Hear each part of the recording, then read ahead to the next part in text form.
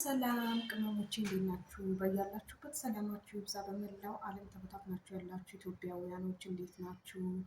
እኔ ዛሬ በጣም ደስ አለኝ። ታውቃላችሁ የአንድ ሰው ነፍስ ማዳን ወይ ደግሞ አንድ ሰው መርዳት ለካ በጣም ደስ ይላል ማለት ነው። በጣም ደስ ይላል። እኔ ደስ ያለኝ ከኢትዮጵያ አንድ የምትመጣ የጎረቤት ልጅ ነበረች። ከዛ እዛ መንገድ ላይ በቀሩበት ሰዓት የጓደኛዋ ስልክ ትሰጠኛለች። የጓደኛዋ ስልክ በእሷ ስልክ ነበር ያገኘናት ማለት ነው። ጆርዳን ላይ ቁጭ ብላ በነበረችበት ሰዓት ታዲያ ያቺ የጎረቤት ልጅ ወደ ቤሩት መጡ ሁለቱም። ያቺኛዋም ደረሳችሁ የስራ ጀምራችሁ ምናምን ብዬ ጠየቅኳትን። አሁን ስራ ጀምር ያለው ግን በጣም መጥፎ ቤት ነው የገጠመኝ እና ሴትዮዋ በመጥረጊያ ትመታኛለች። ዛሬ በቢላ እጄን ጫረችኝ ብላ አለችኝ ማለት ነው። እና በጣም ፈርቻለሁ እያለቀስኩ ነው ስትለኝ አይዞሽ በቃ እኔ አግዝሻለሁ፣ እኔ ያለሁልሽ፣ አይዞሽ። በነገራችን ላይ እኔ ያለሁበት ሁኔታ ከቤት ራሱ አልወጣም። እኔ ነፃነት የለኝም፣ ያው ኮንትራት ነኝ። በቃ እስር ቤት በሉት፣ በቃ በፈቃደኝነት የምትታሰሩበት እስር ቤት የለም፣ እነዛ በሉት። መርዳት በቃ እንደማልችል አውቃለሁ፣ ግን ደግሞ በስልኬ ቁጭ ባልኩበት መርዳት እንደምችልም አመንኩኝ። ዋናው ፍላጎት ነው፣ ሰው የመርዳት ፍላጎታችን ማለት ነው። እና ላሳጥርላችሁና እች ልጅ በቃ አይዞሽ እህት አለኝ እዚህ በይና የኔን ቁጥር ስጫት ሴትዮዋች ታናግረኝ አልኳት ማለት ነው። ከዛ በኋላ ሴትዮዋ በቃ ጮኸች። ምንድናት? ምንም አይገባትም ምንም። እና በአንድ ጊዜ ቆይ ኮምፒውተር ናት ምንድናት? በአንድ ጊዜ በብሉቱዝ ትጭኝባታለሽ? ቋንቋ እንዴት በአንድ ጊዜ ትለምጃለሽ?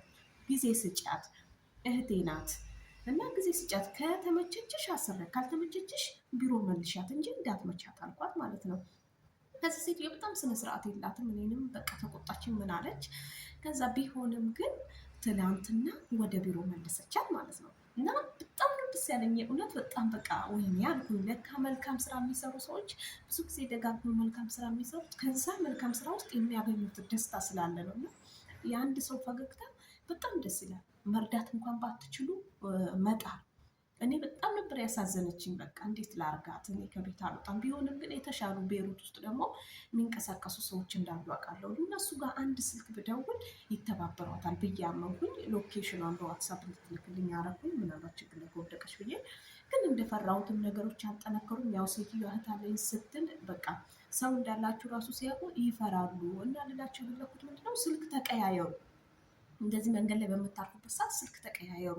ወይ ደግሞ አረብ ሀገር የምታውቁት ሰው እንደዚህ አሁን ቲክቶክ ላይ ዩቱብ ላይ ስታዩ ስልካችሁን ስጡ። ከሰው ጋር መተዋወቅ ጥሩ ነው። አንድ ቀን መቼ እንደምትወድቁ አይታወቅም። እና አሁን ቢሮ ነው ያለችው ልጅቷ ማለት ነው። በእርግጥ ስራ ፈታ ነው ያለችው። ቢሆንም ግን ህይወቷ በቃ የተጠበቀ ነው። ስራ ነገም ከነገ ወዲያም ትሰራለች፣ ታገኛለች ብዬ ተስፋ አደርጋለሁ።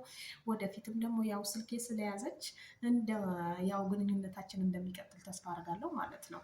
እና ልላችሁ የፈለግኩት ምንድነው በቃ እንተሳሰብ። አሁን ለምሳሌ ሰብስክራይብ እንደራረግ እርስ በርሳችን፣ ፎሎ እንደራረግ እርስ በርሳችን። ሰው ሀገር በቃ በስደት ያለ ነው ማለት ነው። እርስ በርስ ከተደጋገፍን የማንሰራው ነገር የለም። ማንንም ማለት ነው እርዳታው መጠየቅ የለብንም። እኛ ራሳችን በራሳችን እየተረዳዳን አንዱን ሰብስክራይብ እየተደራረግን አካውንታችንን እናሳድግ። ሀገራችን ሄደንም መስራት የምንችልበት እድል እና በነፃነት የምንፈልገው ነገር እየቀረጽን ሌሎቹን መርዳት እየቻልን ከልጆቻችን አልፎ ለአንድ ሰው ዳቦ መግቦ ማደር ትልቅ ነገር ነው እና ያንንም ዝም ብሎ መስራት አይቻልም። ስለዚህ ቪዲዮ ከወደዳችሁ ላይክ አርጉ፣ ሰብስክራይብ አርጉ፣ ቤተሰብ ሁኑ። እኔም መልሼ ሰብስክራይብ አረጋችኋለሁ ማለት ነው። ስለዚህ እርስ በርሳችን እንደጋገፍላችሁ ወዳችኋለሁ። ባይ